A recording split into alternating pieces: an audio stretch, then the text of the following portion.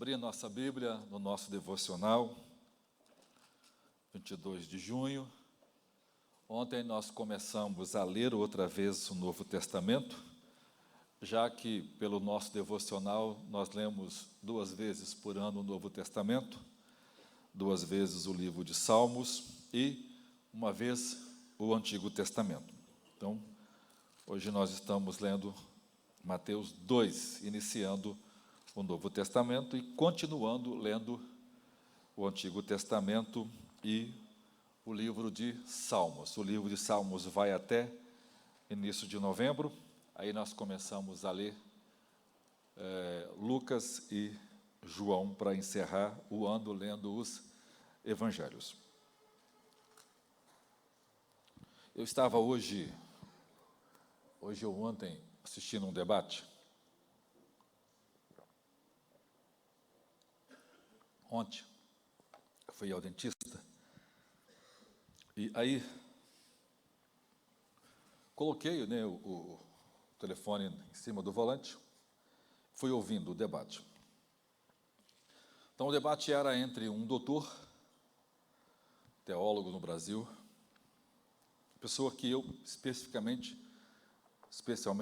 admiro muito, por ser arminiano, e como arminiano, excelentes argumentos. E o debate era sobre a volta de Jesus. E o assunto era se a visão pré-tribulacionista é correta ou se a visão pós-tribulacionista é correta. Então, de um lado, um doutor, um indivíduo que fala bem grego e hebraico, perito em latim, fluentemente o inglês. Do outro, um pastor simples, também embora um teólogo regular. Mas a argumentação do doutor, que é um pós-tribulacionista, é erudita. E eu confesso aos irmãos que, durante o tempo do debate, deu vontade de entrar pelo vídeo do celular e ajudar o irmão que estava no debate. Como eu gostaria de estar lá para poder inserir esse debate. Para uma pessoa leiga, irmãos, que não tem um treinamento adequado das Escrituras e que não é uma pessoa que tem um direcionamento, porque uma das coisas que a gente precisa aprender sobre as Escrituras é que ela não foi dada para teólogo interpretar. A Escritura foi escrita para o povo de Deus lê-la e vivê-la. E ela precisa ser lida e vivida do jeito como foi dada. Nós não dependemos de uma tradução, de uma interpretação, de uma exegese, de uma conclusão ou de uma opinião de qualquer que seja um erudito para crer nas Escrituras. Deus nunca deu a sua palavra com esse propósito. E isso me despertou porque 2 dias ou 3 dias atrás, lendo o texto dessa semana, em que, usando o texto dos Salmos, ou de Isaías dizendo que Deus me deu uma língua erudita, para que eu possa consolar os aflitos. O papel da erudição deveria ser usada para ajudar as pessoas. Mas toda vez que eu ouço um erudito, e quando eu falo assim todas as vezes, eu estou dizendo assim na sua maioria das vezes, eu percebo um problema seríssimo na erudição. Por exemplo, quando eu ouço um cientista de alguma área, na sua erudição mundana, eu acabo de ouvi-lo, eu já fico chateado, porque o que ele está dizendo não tem nada a ver, mas ele é um cientista que estudou aquilo, e embora o que ele está dizendo, muitas vezes não é a verdade. Principalmente nas ciências históricas. Isso é muito mais fácil nas ciências exatas. Por quê? Porque nas ciências exatas, 1 mais 1 é 1, 2 mais 2 é 4. Então, é uma ciência que pode experiencialmente ser provada. Então, a verdade é mais clara. Mas nas ciências históricas, nós estamos lidando com o pensamento humano, com formatação de cosmovisão, com entendimento e locubração da mente humana. E isso é um problema. E, normalmente, quando eu ouço um erudito, eu como crente em Jesus, ele não tem todo o conhecimento. Minha fé não se baseia naquilo que esse cara está falando. Porque se eu tiver esse princípio, eu já vou me esquivar ou me livrar de ser enganado, de ser atraído por um conceito errado. E pasmem vocês, toda vez que uma heresia é ensinada, ela nunca é ensinada pelo povo simples. Toda heresia nasce no banco acadêmico, nasce na academia teológica e da cátedra, lá do seminário, essa porcaria que nasce no quinto dos infernos, vem para a igreja. E aí o povo simples é convencido pelas mentiradas.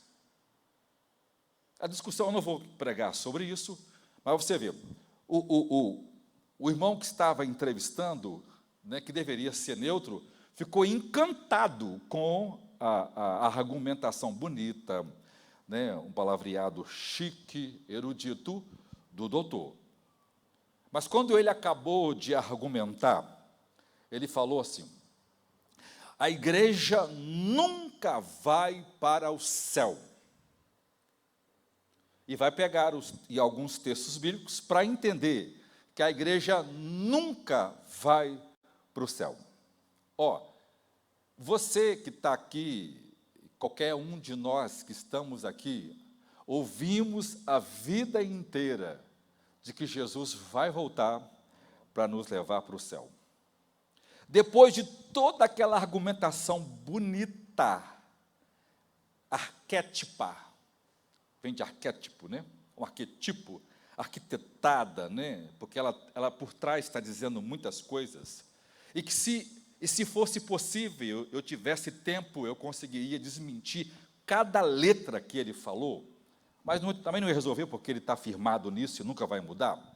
Por trás de tudo aquilo, ele revela. Eu disse: Deus, não é possível. Embora eu não sabia o final do debate, o debate já está gravado, eu disse: Deus, eu não acredito que o Senhor não vai deixar barato que esse cara dá prova que o diabo fala por ele. E quando ele acaba, encerra o debate, ele diz: anotem, eu estou afirmando. E ele fala cheio de convicção, com fala piedade, com erudição, citando teólogos, e diz: guardem com vocês, não fiquem preocupados, Jesus não vai voltar agora. O cara está dizendo, irmãos, a maior de todas as heresias já ensinada.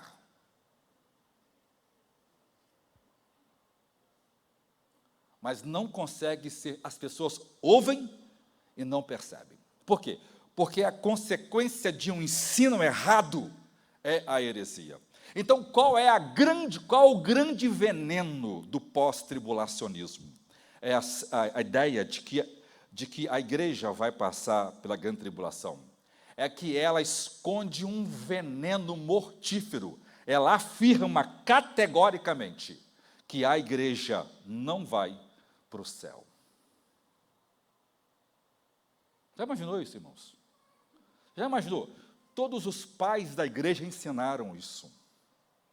Os grandes homens de Deus do passado, mas nasce um indivíduo baseado nessa visão, porque essa visão é natural, mas ele chega a dizer isso. E depois ele vai dizer: olha, tenha certeza, Jesus não vai voltar sem que primeiro se manifeste o anticristo. Então você não precisa se preocupar. Olha, a Bíblia tem centenas, quando eu falo assim bilhões, mas estou dizendo bilhões no sentido de exagero, eu estou sendo enfático, é uma hipérbole, que é um exagero para fim de ênfase.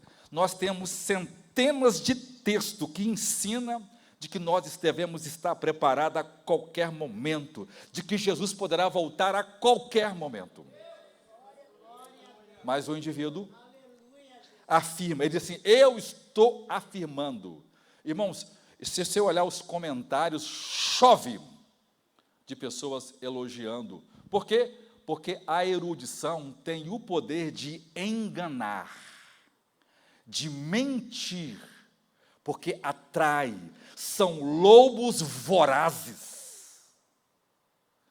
E o diabo ensina isso na pele de gente importante, gente de fala mansa, de uma estrutura boa, que já escreveu 50, 100 livros, gente que é referência para muito, mas no final de tudo, o diabo não está preocupado com isso, está preocupado com aquela verdade.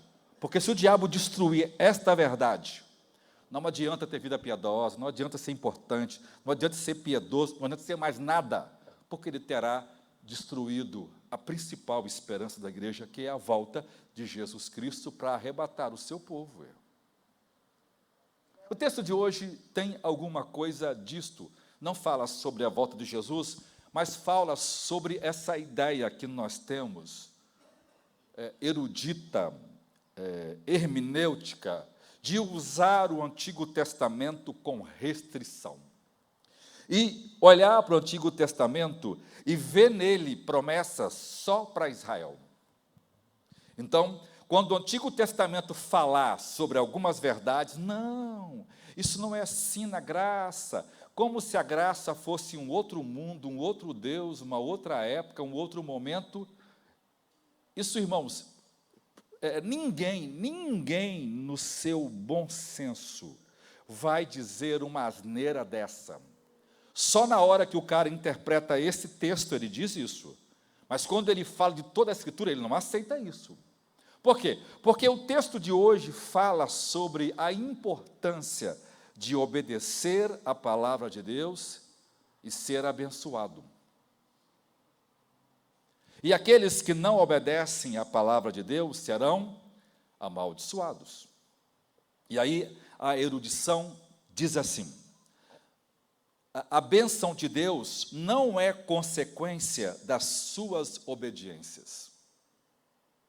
Ou seja, a sua obediência, ou obediências aos vários mandamentos, ou obediência ao mandamento, nunca é a causa da bênção de Deus. Por quê?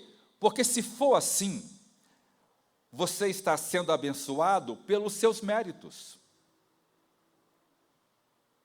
Porque nós só podemos ser abençoados pelos méritos de Jesus Cristo. Então você está sendo abençoado por causa da obediência de Jesus, não por causa da sua obediência. Por quê? Porque no Evangelho, na lei, você fazia tudo, mas no Evangelho você não faz nada, porque Cristo já fez tudo. Não é glória a Deus, não. Porque isso é uma heresia dos quintos do inferno. Essa expressão, irmãos, é uma expressão para enganar o povo de Deus e mandá-los empacotados, perfumados para o inferno. O fato de Jesus ter feito tudo não anula a minha obediência para ser abençoado. Porque se eu não obedeço e sou abençoado por causa de Cristo, eu invalido a lei de Deus. E se a obediência minha não interfere, é só a de Cristo, então a minha desobediência também não me poderia me gerar nenhuma maldição.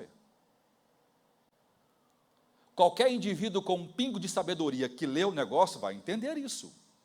O fato de Cristo ter feito a minha obra de salvação não tem nada a ver com a minha obediência.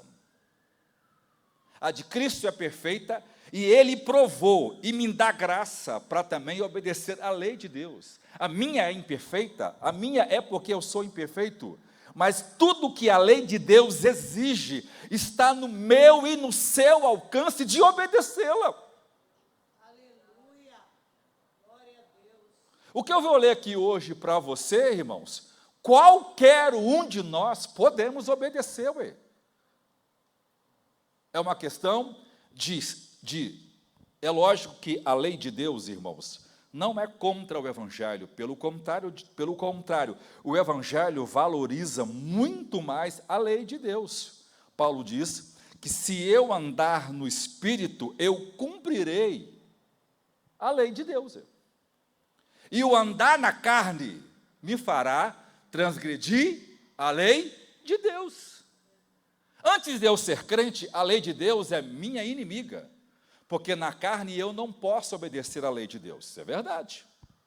Mas quando eu me converto, a lei de Deus vira minha aliada, ela vira minha amiga. Por quê? Porque agora eu vou obedecê-la, porque a nova vida que eu recebi de Deus é uma vida que ama obedecer a palavra de Deus. Aleluia. Glória a Deus. Então, o texto fala assim, ó, e deram ordem, Moisés e os anciãos ao povo de Israel, dizendo, guardai todos esses mandamentos que hoje vos ordeno. E Deus vai dizer assim, ó, vocês vão escrever essas leis, elas são tão importantes, em pedras grandes, que era coberta de gesso, para que pudesse escrever as bênçãos e as maldições. As bênçãos estão no monte Gerizim e a maldição no monte Ebal. O monte Ebal ficava à esquerda e o monte Gerizim à direita. Então, coloca-se 6 tribos de um lado de outra para as que vão dizer o amém da maldição, enquanto os sacerdotes iam lá e diziam, maldito será se fizer isso. Aí eles diziam, amém. E depois, no outro momento, os outros, bendito serás isto. Aí dizia um grupo, amém. O amém confirmando tudo isso. Ou seja, aqui a bênção e a maldição é uma escolha. E Deus vai dizer, escolha, pois, hoje o que vocês querem receber, a bênção ou a maldição? Ah, não, pastor, isso não vale mais na graça. É aí que entra, irmãos, a teologia e a erudição. E uma coisa que a gente precisa aprender desde muito cedo. Nós temos um único livro, uma única palavra, a única escritura. Paulo escrevendo a Timóteo diz, toda a escritura, toda. O termo grego é pantografon, ou grafê, que é escrita. Toda a escritura é inspirada, é soprada por Deus, é útil para um ensino, para correção, para erdaguir, blá, blá, blá, blá, blá, blá. E ele está se referindo basicamente ao Antigo Testamento, irmãos. Quando isso é dito, nós só temos 1 ou 2 livros do Novo Testamento escrito. Paulo também diz, Romanos 10, 4, diz que tudo quanto dantes foi escrito para o nosso ensino foi escrito. Então, cada parte da Escritura é escrita para cada um de nós. A lei de Deus vale para a igreja. A lei de Deus é a lei do povo de Deus. É aquele que ama Jesus e obedece os seus mandamentos.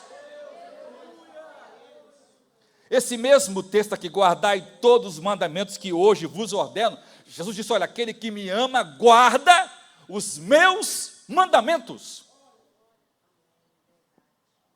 Então, esse amor a Deus, essa obediência a Deus, é movido pelo amor, pela gratidão, pela entrega, por reconhecimento, pelo temor de Deus. Aí ele vai mandar escrever essas leis. A importância, irmãos, da gente conhecer a lei de Deus, a importância da palavra de Deus, a importância daquilo que Deus ensina a nós por meio da sua palavra escrita. Vamos começar, veja o versículo 10, ó. Portanto, obedecerás à voz do Senhor teu Deus e cumprirás os seus mandamentos e os seus estatutos que hoje te ordeno. Aí o versículo 15 começa, maldito o homem que fizer imagem de escultura ou de fundição, abominação ao Senhor, obra de mão do artífice, e puser em algum lugar escondido. E todo o povo respondendo disse, amém. A primeira maldição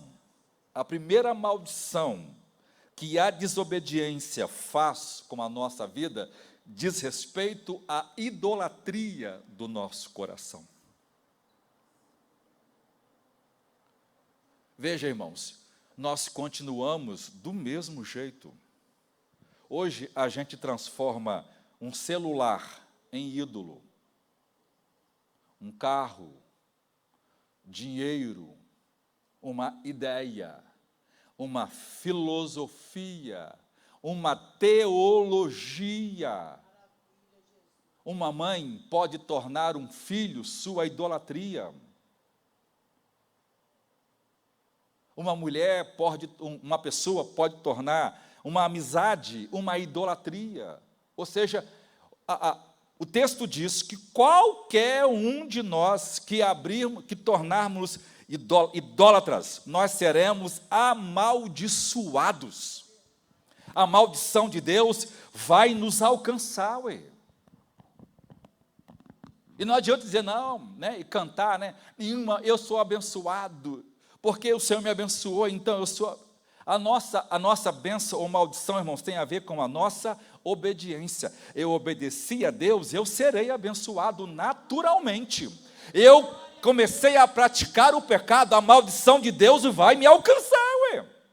E Deus fala com o seu povo, ó, se você escolher esse caminho, a vida vai te seguir, a bênção vai te acompanhar. Mas se seguir tal caminho, a morte e a maldição vai te acompanhar, ué. Mas o problema da leitura é a erudição, ué.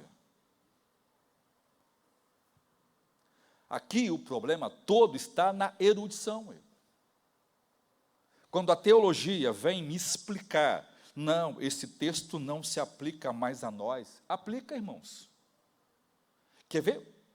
Segunda maldição tem a ver com obediência. Aquele que desobedecer pai e mãe, maldito será.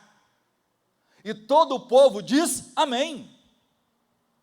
Veja, a primeira maldição tem a ver com a nossa obediência a Deus. É o primeiro mandamento ser quebrado. E qual é o primeiro de todos os mandamentos? Que Jesus disse, amarás, pois, o Senhor teu Deus, de toda a tua força, de toda a tua alma, de todo o teu entendimento. E só a Ele servirás, e só a Ele prestarás culto. E qual é o segundo? Tem a ver com a relação de obediência. Aqui está filho, mas pode ser esposa, marido, estado, cidadão, empregado, patrão, pastor, ovelha. É uma relação de submissão. E todo aquele que quebra um princípio de maldição, de obediência, de autoridade, é maldito. Escute-me, irmãos, escute-me. Todas as pessoas que quebrarem esse mandamento vai experimentar a maldição de Deus sobre a sua vida. Eu já vi, irmãos, isso acontecer a minha vida inteira. Eu já vi filhos desobedientes quebrarem, ricos, prósperos, mas por não honrar pai e mãe, se tornar mendigos. Eu já vi mulheres belas, moças, inteligentes, com um futuro brilhante, mas porque não honrou pai e mãe, hoje estão vendendo o corpo na prostituição.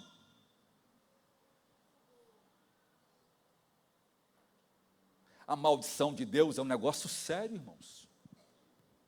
Por quê? Por isso o texto começa com a parte negativa. Aí depois ele começa, do versículo 17. O 17, então, vai dizer que maldito aquele que removeu os limites do próximo, aquele que der prejuízo, aquele que roubar o próximo. Aí depois, depois o 18, maldito aquele que fizer o cego errar o caminho. Aqui tem a ver com você fazer coisas maus com as pessoas. E aqui, irmãos, Essa maldade, ela pode ser moral, ela pode ser física, ela pode ser financeira.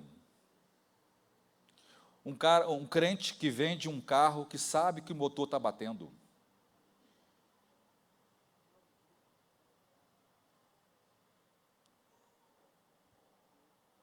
Eu disse ao pastor Jefferson, nós vamos pensar muito se a gente vai contratar, às vezes, crente para fazer certos serviços na igreja. É lógico, irmãos, que há exceção no que eu vou dizer aqui.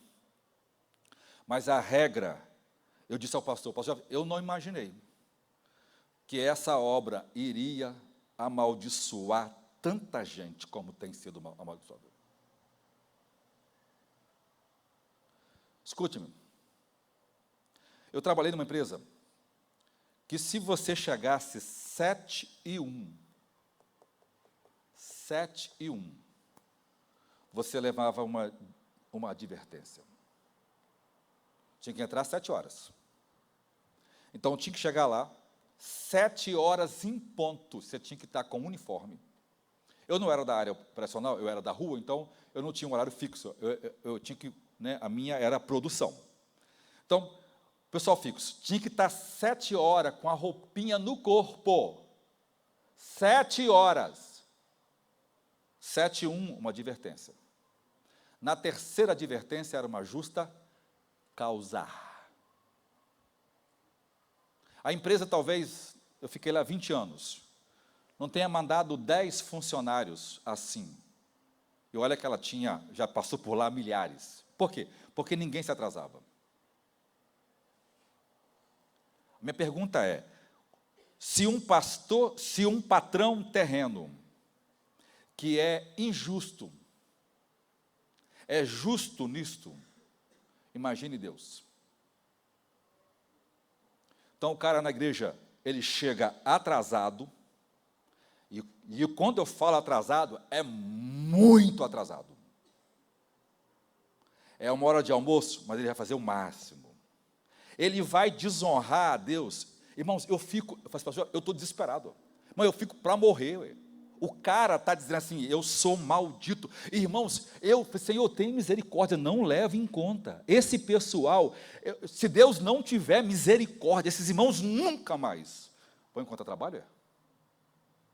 Porque desonraram a Deus, me tirou a paciência, que chegou a 0, irmãos.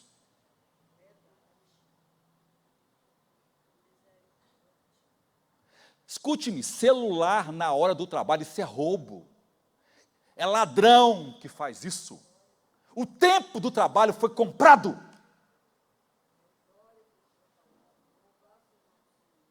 O cara vai lá, fica no telefone, conversando. As irmãs, querendo ajudar, deixava ali disponível bolo, café. Deus, por graça, usou o pastor Jefferson. Não, irmãs. Pelo amor de Deus, só deixa o pão e o café às 15 horas. Traz às 15 horas, às 15h20, vem e tira. Sabe por quê, irmãos? Se ficar ali, ele vem cá, faz um negócio. Dá 10 minutos, volta um cafezinho. Irmãos, é um negócio, irmãos. E, desculpe, irmão, esses irmãos não serviam nem para ser mendigo em rua. Para os irmãos, e é gente, irmão, que se repreender, dá um tiro. Minha tristeza, irmãos, com tudo isso, veja, eu estou me referindo à obra da igreja. Deveria ser, Senhor, é a sua obra, eu vou chegar mais cedo, eu vou dar mais tempo. Aí o cara chega 8h30, chega 9 horas, mas na hora que dá 5 horas, na hora que dá 20:05, ele vem parando, e quando dá 5 horas, ele está descendo. Por quê? Porque ele é desonesto. Ele é maldito. Você veja. Isso daqui está na Bíblia, irmão. Um negócio bobo, simples. É que a gente... Mas se vai trabalhar para o diabo, aí não. Ele chega cedo. Ele já quebrou o primeiro mandamento. Quebrou todos os outros. E veja.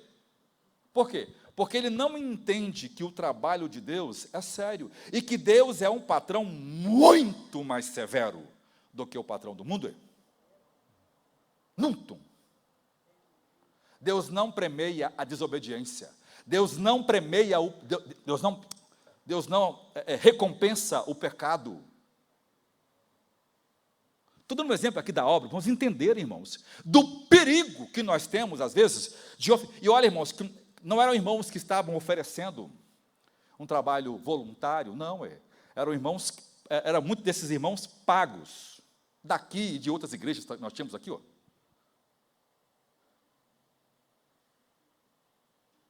Eu disse, Deus, falei, pastor, esses irmãos estão se tornando, irmãos, tivemos que mandar embora para o bem da alma deles, para que eles não vá para o inferno, para que talvez trabalhando para o diabo os obrigue a trabalhar diretamente, porque para Deus não vão fazer. Ué. E veja, o texto diz que aquele que age assim, age com engano. Depois, aquele que perverteu o direito do estrangeiro, do órfão e da viúva, tem a ver com a falta de generosidade, tem a ver com extorquir,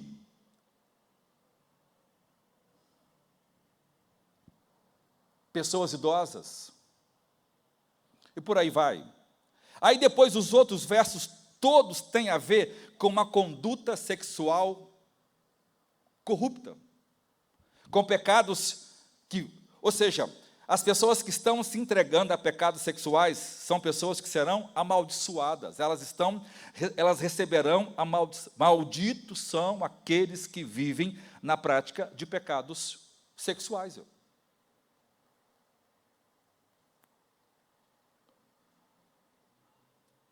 Quer ver o 24? Maldito aquele que ferir o seu próximo em oculto. É a maledicência. É o ataque à honra. É a difamação. É a injúria. Escute, irmão, olha quanto de nós podemos estar sendo amaldiçoados. Entende? Porque você vive doente, porque você vive com problema, porque a sua vida não alavanca, porque só dá problema por isso. Veja, nós estamos debaixo de maldição, por causa de nossos pecados.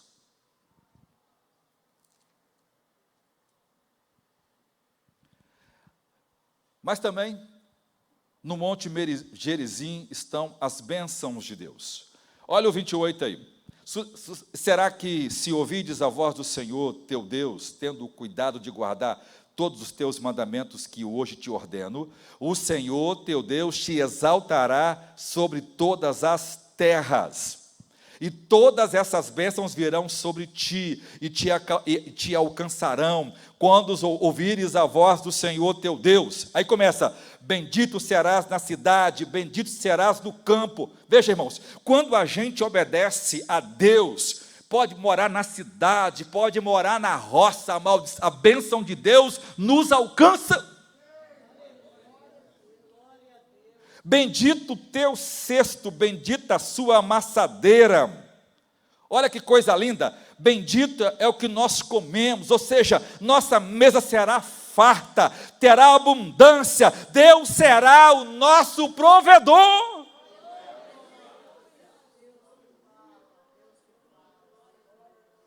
Irmãos, eu queria entrar com detalhes, mas o tempo não vai dar, há muita coisa aqui falar.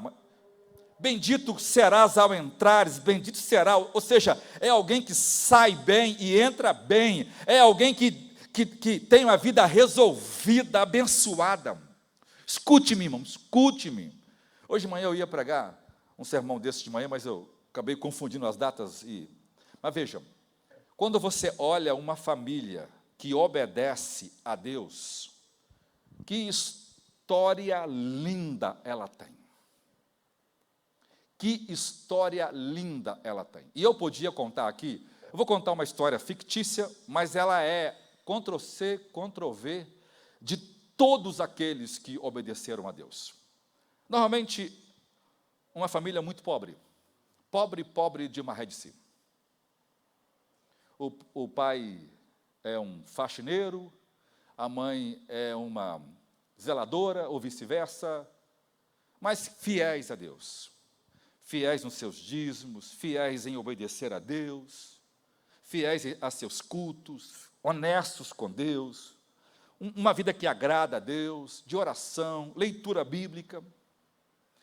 Crescem em um lugar simples, mas faz a trajetória deles. Criaram os filhos na igreja, filhos saudáveis, abençoados. Normalmente, essas crianças dificilmente passavam mal, dificilmente ficavam doentes. Não quer dizer que não vai ficar, mas dificilmente. Pessoas simples que estudaram, alcançaram, cursos universitários, prosperaram, casaram com pessoas maravilhosas, excelentes, equilibradas, casamentos felizes. Estão na terceira, quarta geração, repetindo a mesma coisa. É uma família que não tem divórcio, é uma família unida, é uma família dedicada. Na igreja onde reúne, eles participam de tudo, são ativos, são plenos, estão dispostos a fazer tudo, a ajudar em tudo, são cheios de graça, são aqueles que estão disponíveis. Por quê? Porque é gente que ama Deus e sua palavra.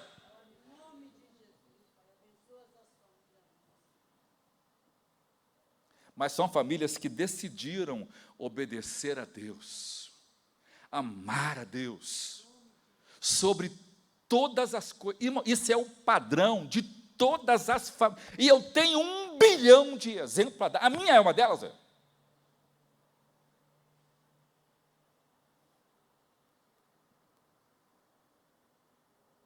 Qual é o exemplo que a gente vai deixar, irmãos? Por quê? Porque aqui diz que bendito será a nossa família.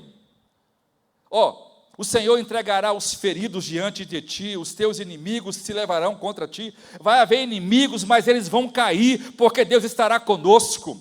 O Senhor mandará que a bênção esteja contigo nos teus celeiros, em tudo o que puseres a mão, te abençoará na terra que te der o Senhor teu Deus. Pensa num crente abençoado, irmão. Tudo o que ele faz prospera.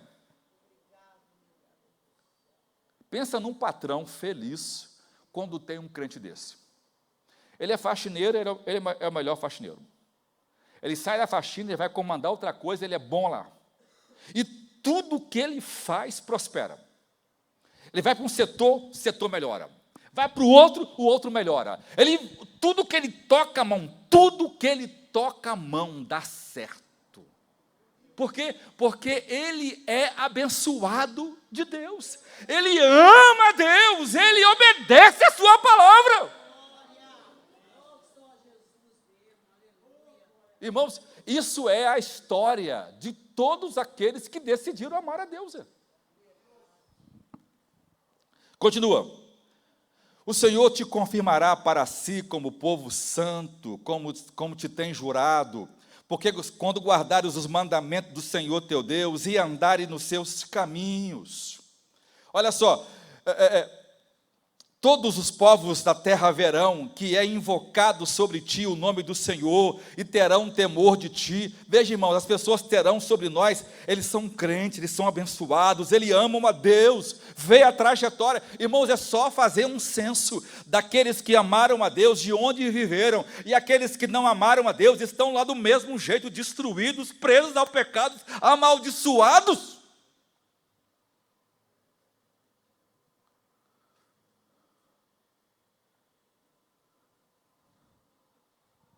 O Senhor abrirá, olha só, o Senhor te dará abundância de bens dos seus frutos, do teu ventre, dos teus animais, do teu solo, sobre a terra que o Senhor teu Deus te dá. Quer ver uma coisa que eu vi na minha vida, que eu nunca mais vi? Meu pai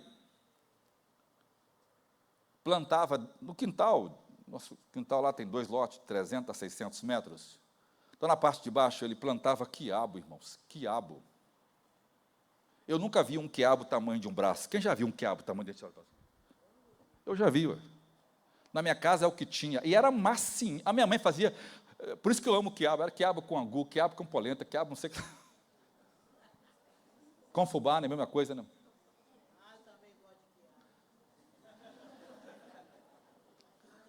A abóbora, irmãos, o aipim, a mandioca.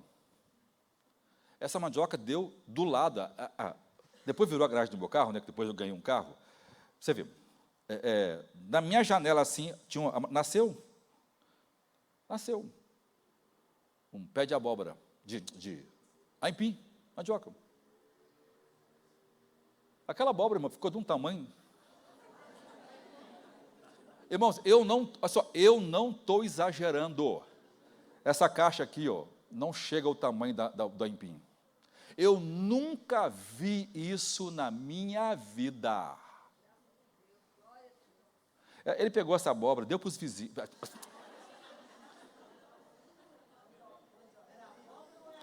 A abóbora também.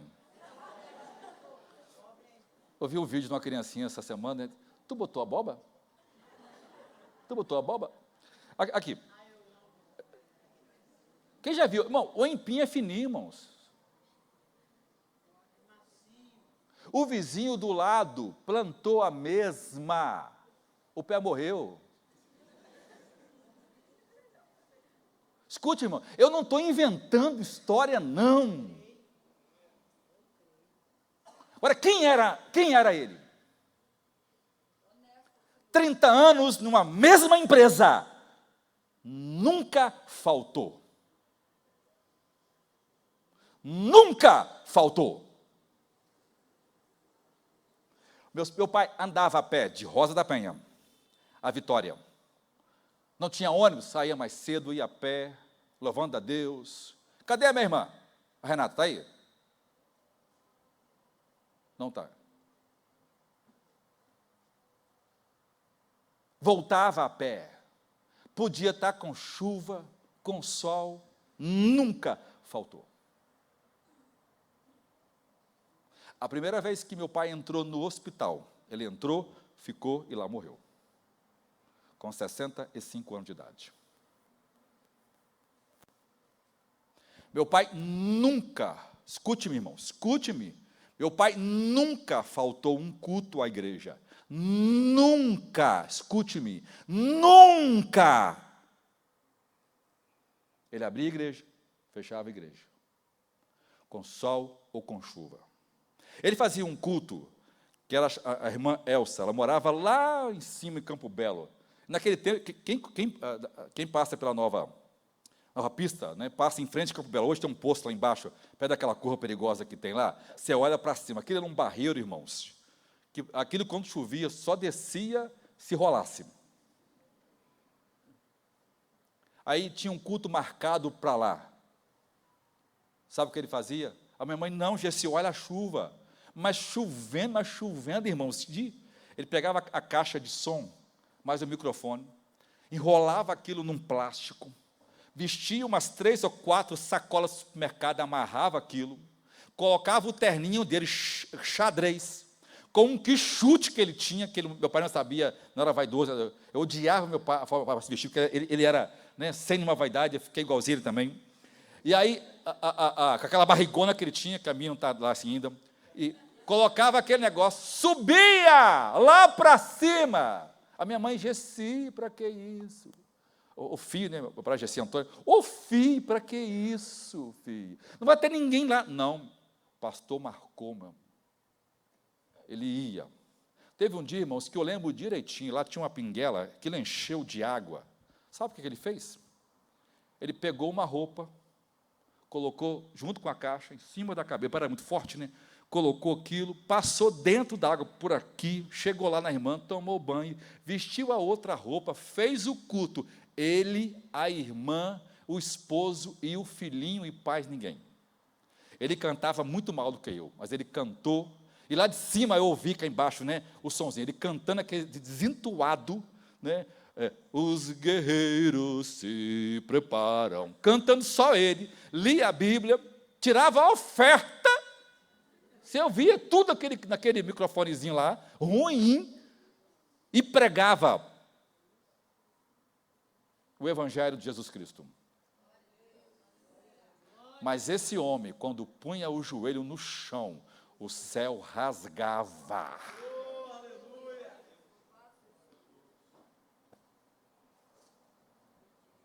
Irmãos, desculpem, veja. Então é mais fácil, é mais fácil usar uma teologia demoníaca, hipócrita, de gente preguiçosa. Não, Jesus pagou tudo. Ele fez tudo. Ele fez mesmo, mas ele fez o que não podia fazer, ué. Nenhum texto da Bíblia me desobriga a fazer o que devo fazer, ué. Por isso o texto é uma ordem. E aqui a bênção de Deus é para aqueles que obedecem a Deus. O Senhor te abrirá o seu bom tesouro, o céu para dar chuva à terra do seu tempo, e para abençoar toda a obra das suas mãos. Emprestarás a muitas nações, porém tu não tomarás emprestado. Meu pai era muito pobre, meu pai perdeu os pais, foi criado na casa de outros pais, os bens dos meus pais tomaram, não deram herança para os meus pais, Meu pai muito humilde, sempre foi desprezado, mas um homem que amava a Deus, casou com a minha mãe, que era a mulher mais gata que tinha na época lá, mal de família, casar com uma mulher bonita, E aí Mas veja, ele conseguiu juntar um dinheirinho, comprou uma mercearia pequenininha. O cara era muito esperto, deu um tombo nele, roubou tudo que ele tinha e ficou devendo Deus o mundo. Veio para Vitória, juntou o dinheirinho dele todo dia, um salário mínimo. Minha mãe cozinhava no fogão de uma trempe. Primeiro fazia, é isso mesmo, Primeiro o arroz, depois primeiro o feijão, depois o arroz, depois a carne. E como lá em casa tinha muita verdura que a mãe plantava, então verdura tinha demais. Demorou ao curso de 1 ano. Ele ligou e chamou o dono do cartório. Anota para mim aí, cada pessoa que eu devo nessa cidade. Irmãos, todo mundo daquela cidade deu tombo do meu pai, comprou e não pagou. Meu pai era muito simples, mas ele tinha uma honra. Não, mas eu devo a outros. Ele nem cobrou, mas ele veio, chamou lá, quanto é? Quais são os juros aí? Eu fiquei, pai, para quê? Não. Quero pagar, meu filho, cada centavo que eu devo. Pagou tudo. Tudo. Ganhando um salário mínimo, criou 5 filhos. Estudou os 5 filhos com universidades. Eu nunca deixei na minha casa de comer pão à vontade, que o pão lá de casa não estragava, e era um pãozão desse tamanho. Tomava todo dia um copão de abacate com leite, e colocava maionese naquele pão, um tomate e 2 ovos. Eu era magrinho, que dava dó, eu tinha 62 quilos, só tinha dente e cabeça. Nunca na minha casa faltou carne.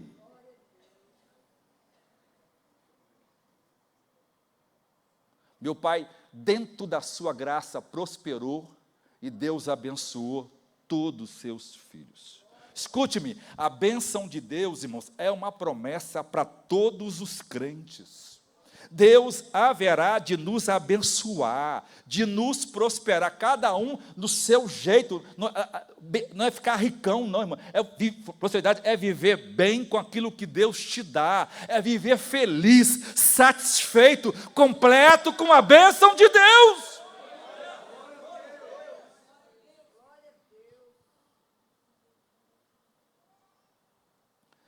Porém, Deus fala assim, Deus diz que te colocará por cabeça e nunca por cauda, estará por cima e nunca debaixo.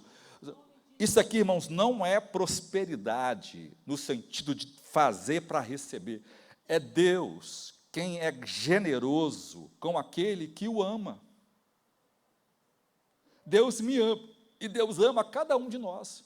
O problema é que nós não respondemos a esse amor do jeito que deveríamos responder, ué. Nós não demonstramos a mesma alegria, o mesmo trato, a mesma entrega a Deus, como Ele fez por nós. Mas se você obedecer os mandamentos de Deus, e o amá-lo, e o servi-lo, e ter prazer na sua lei, você será profundamente abençoado.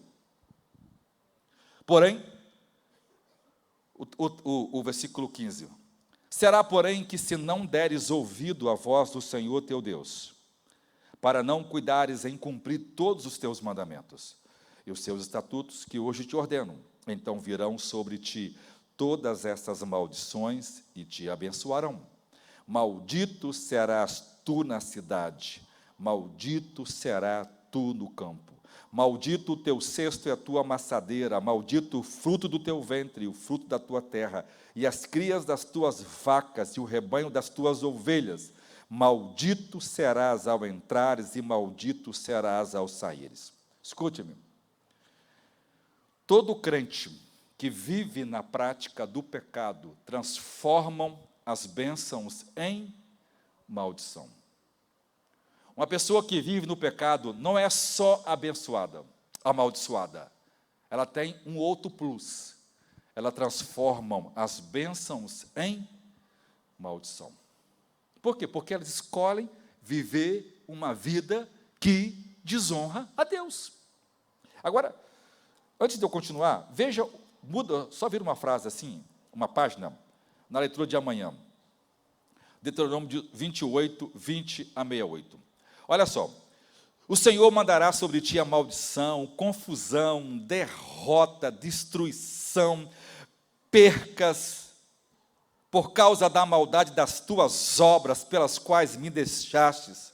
O Senhor fará pegar a ti a pestilência, que consuma, para te consumir. O Senhor te ferirá com a tisica, com a febre, inflamação, calor quente, secura, crestamento, ferrugem, perseguição, até que pereçam.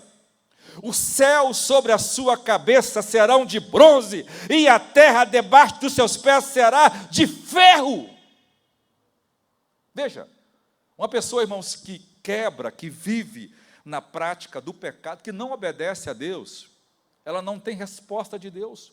O céu sobre sua cabeça é um céu de bronze. Ela não desfruta de nenhuma bênção de Deus. O chão é de ferrolho, ou seja, nenhuma bênção nasce, é uma pessoa que vai aos poucos sendo desprovida de toda a bênção de Deus, e cada vez a maldição se achega a ela. Veja o risco que nós temos, irmãos, de viver na prática do pecado, de conhecer a Deus e de não honrá-lo. Por isso o Salmo 119 vai falar do prazer, da excelência da lei de Deus. Bem-aventurado, felizes os retos em seus caminhos, que andam na lei do Senhor.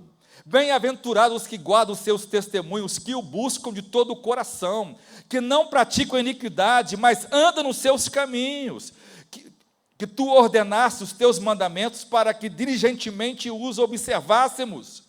Quem dera que os meus caminhos fossem dirigidos a observar os teus mandamentos, então não ficaria confundido, atentando eu para os teus mandamentos. Levantar-me-ei com retidão, o coração, quando tiver aprendido os teus juízos. Observarei os teus estatutos, não me desampararei totalmente. Como purificará o jovem segundo o seu caminho, observando conforme a tua... Ou seja, aqui o coração, o salmista está dizendo do prazer. Esse é o maior de todos os salmos. Foi escrito para exaltar aquele que ama a palavra de Deus. É o salmo da palavra. Aqui diz, bendito és tu, Senhor, ensina-me os teus estatutos. A minha boca estará cheia da sua palavra, o meu coração recriar-me-ei nos teus estatutos, ou seja, terei prazer na tua palavra. São mais de uma centena de versículos que esse salmo tem. É o alfabeto hebraico, né, de Alfa até o final, falando sobre a lei. A ideia é que virasse um acróstico para que as pessoas, a cada 8 versículos, decorassem os salmos, que amasse a palavra de Deus, que lesse para que pudesse vivê-la todos os dias. Irmãos, como nós temos dificuldade de obedecer a Deus, como a gente tem dificuldade de desobedecer a palavra de Deus. A gente aprende uma coisa, mas não aplica.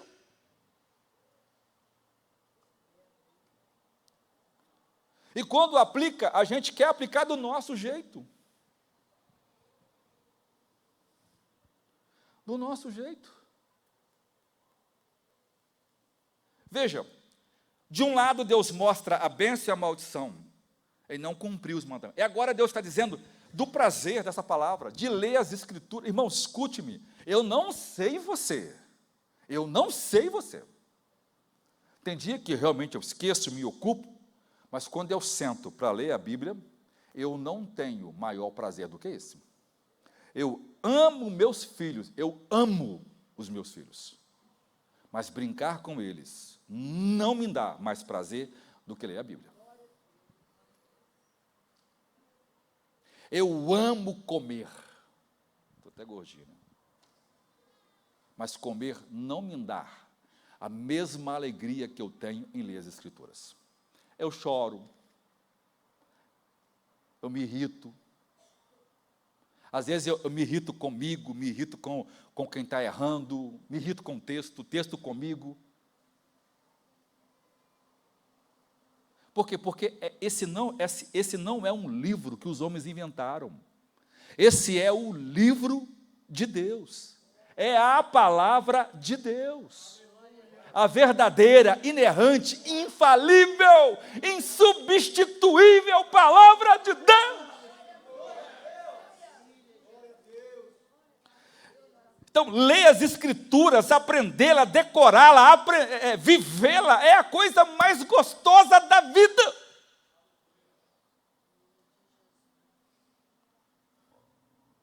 Olha o quanto nós somos abençoados, irmãos, por obedecer às Escrituras. Eu contei aqui a minha própria experiência para os irmãos, eu poderia contar 1 bilhão de coisas mais sobre mim, ué. E cada um de nós aqui que realmente escolhemos amar a Deus, tem histórias maravilhosas, lindíssimas, histórias que nós vamos contar a eternidade toda. Todo mundo vai querer ouvir a sua história, e nós vamos ouvir a história de todo mundo aí. Você acha que o céu é um lugar que nós não temos trabalho, irmão? Já imaginou quantas livrarias não terá na eternidade, contando histórias verdadeiras sobre santos de Deus? Agora, o que você vai escrever da sua história? Eu vivi a vida inteira vivendo à sombra das orações do pastor. Não, eu não conseguia, realmente eu estou aqui porque Deus me amou muito, mas eu faltava muitos cultos. Não, eu gastei todo o meu dinheiro com carro, com casa, com viagem. Eu devia ter dado muito mais, até tudo para a obra de Deus, né? Agora, tem gente, irmãos, que Paulo diz que vai ser salvo pelo fogo. Não tem galardão nenhum. Não terá nenhuma recompensa. Por quê? Porque não levaram as virtudes, as afetividades do Evangelho a sério. Acharam que aquelas que diz que nós temos que ser generosos, que ajudar as pessoas, que se entregar, que doar, né, que ser bênção, que o amor praticado em obra, aquilo é pura coisa. Não, a gente acha que isso, por não viver o básico. Então, nós não somos completos aqui e lá, graças a Deus que pelo menos vamos estar lá, né? Mas vamos olhar para trás e dizer assim, eu poderia ter feito mais. Não haverá remorso, porque no céu não tem remorso. Mas você terá consciência, poderia ter feito mais. Quantos de nós seremos repreendidos por Jesus? Você deveria ter confiado em mim. Você deveria ter obedecido o seu pastor. Você não deveria ter feito isto.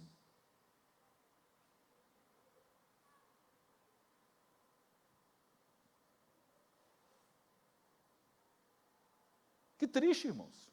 Que triste. E os irmãos, às vezes, têm preocupação com a minha repreensão. Eu fico impressionado com o nível de hipocrisia das pessoas.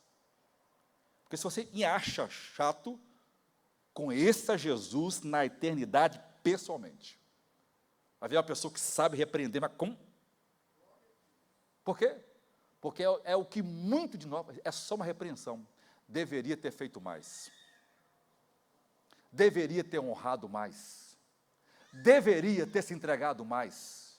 Deveria ter abandonado essa prática há muito tempo. Deveria ter produzido mais. Quanta gente, irmãos, Deus tem que matar, porque se viver dá trabalho demais. Você poderia ter vivido muito mais. Você poderia ter sido usado muito mais. Mas porque nós não queremos obedecer a Deus.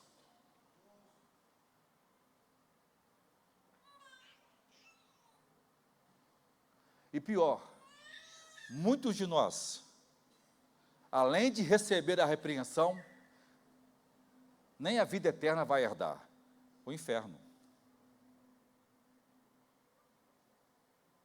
Por quê? Porque a gente continua dando vazão à nossa natureza pecaminosa, irmãos. Obedecer a Deus é uma decisão da vontade.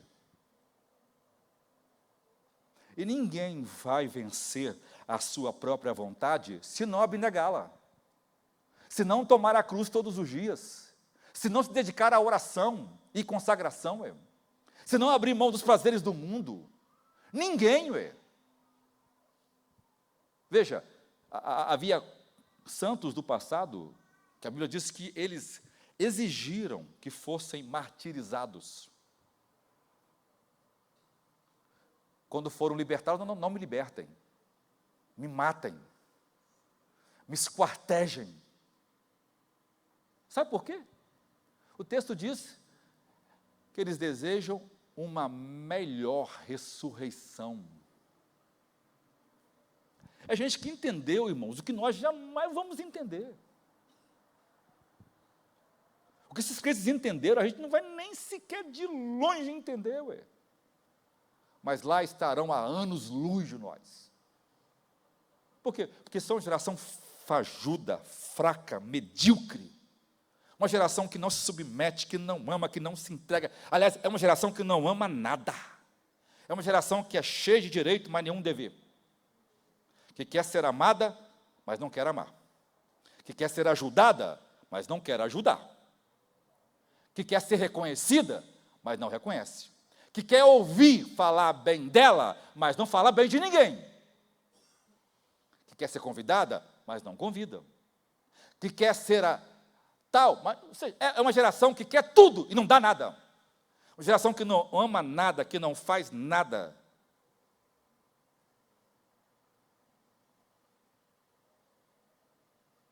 Mas quer tudo.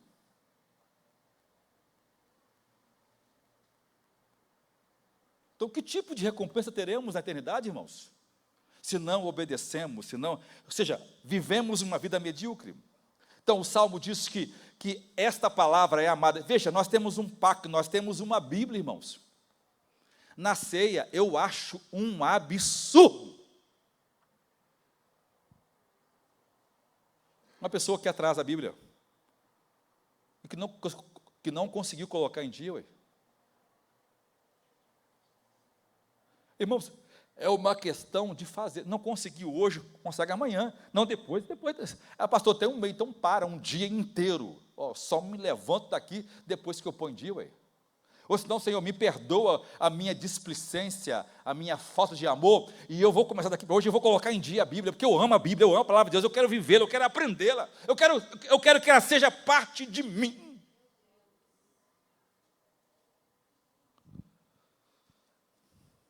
E aí, Isaías 54 fala da glória do povo de Deus.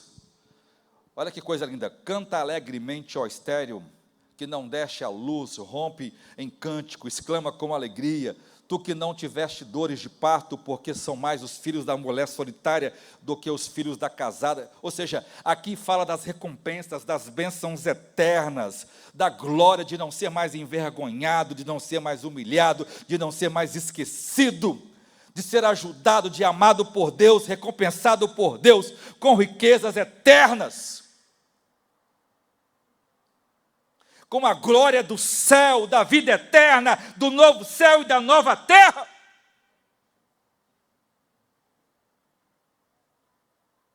Veja, irmãos, veja que coisa maravilhosa. Deus dá um mandamento, você obedece, você é abençoado porque obedece, e a sua obediência lhe dará acesso às glórias mais excelsas. Não estou dizendo que a sua obediência é a causa da sua salvação, pelo contrário, irmãos, você só pode obedecer porque Cristo morreu por você. Mas o lado positivo é você, ué. Deus já declarou você santo, mas é você que vive a santificação, é você que vai sair do pecado, que vai fugir do pecado, que vai abrir mão do pecado, ué.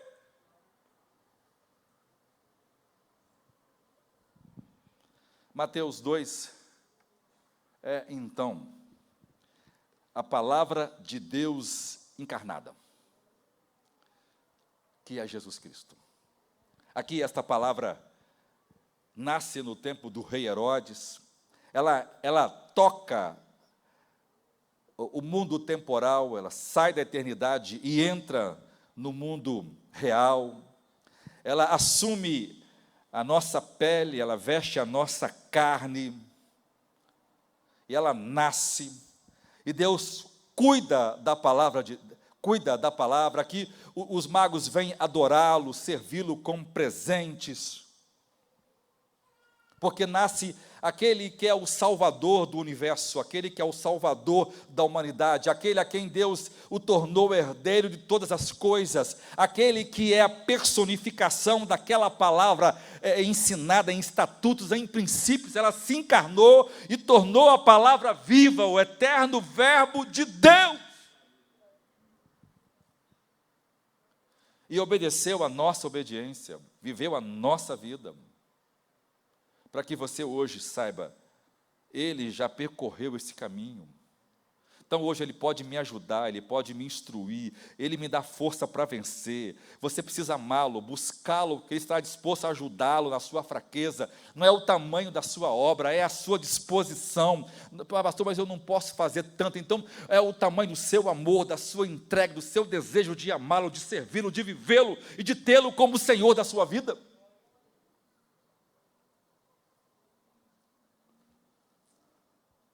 E veja, a palavra encarnada, que se tornou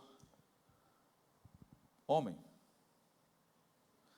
nasce o mais simples dos homens, o Deus encarnado, o mais humilde dos homens, o onipotente se torna o homem mais fraco, o justo, julgado como o pior dos pecadores, aquele que é o príncipe da vida, morre a pior das mortes.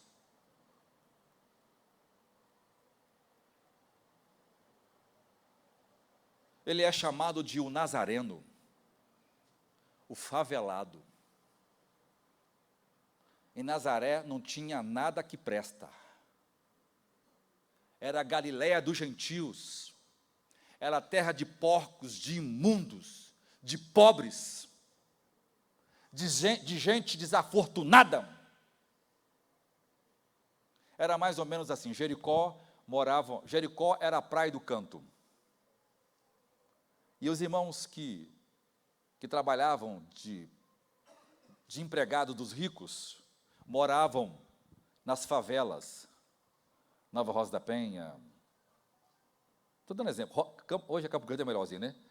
Mas, perdão de citar, por favor, irmãos, bairros pobres. Era isso.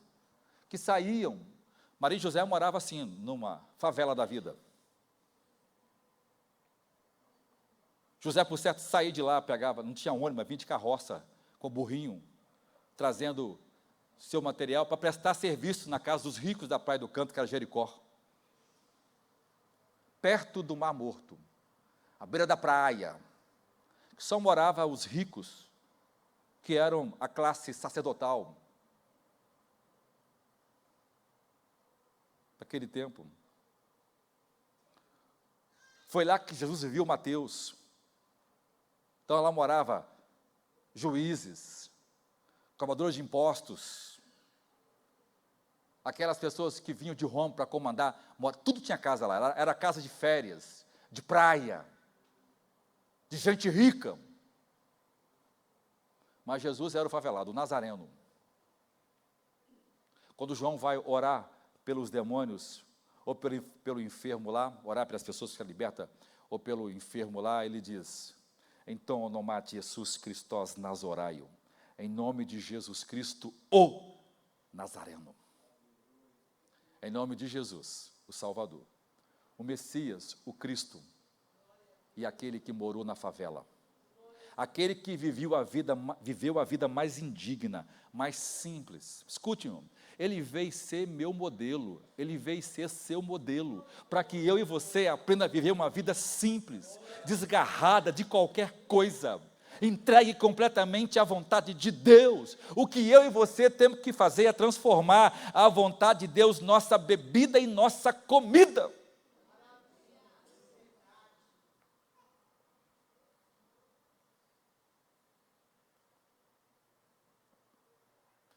Palavra encarnada. Por isso, a maldição e a bênção tem a ver com relacionamento.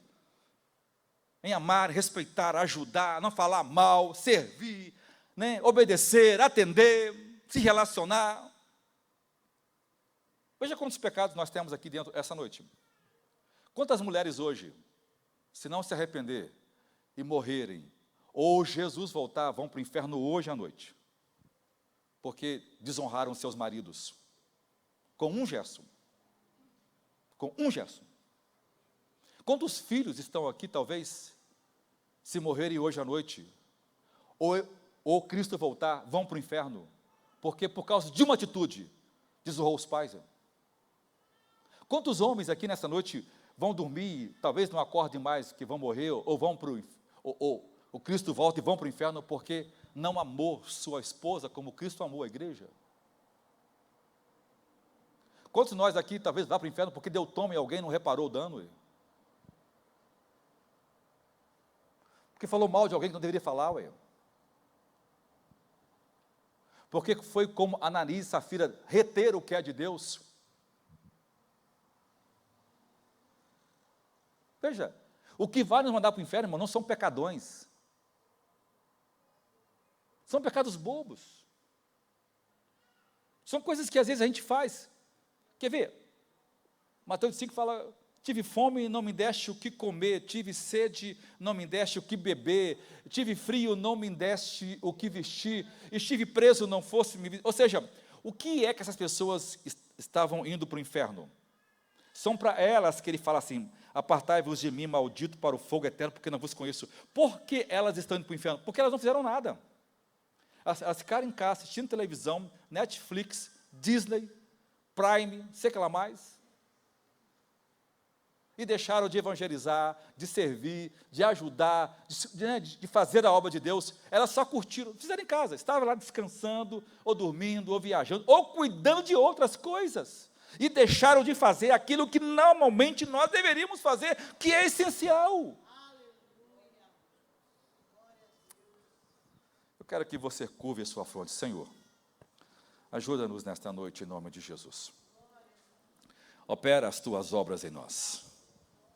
Muda-nos. Muda-nos. Traz arrependimento a nós. Coloca em nosso coração um amor desesperador pelas Escrituras. Que a ame, que a leia e que obedeça. Ajuda-nos, Senhor, a obedecer a Tua palavra e sejamos abençoados, que vivamos a alegria de amar as Escrituras, para desfrutarmos das grandiosas bênçãos da vida eterna. Obrigado por Jesus Cristo, a palavra encarnada, que se fez carne e habitou entre nós, e vimos a sua glória como a glória do unigênito do Pai, porque a verdadeira luz iluminou, trazendo vida aos homens por meio de Jesus Cristo. Ajuda-nos a crescer à estatura de um varão perfeito, que é Cristo Jesus. No nome de Jesus nós oramos. Amém. Glória a Deus, irmãos, a paz do Senhor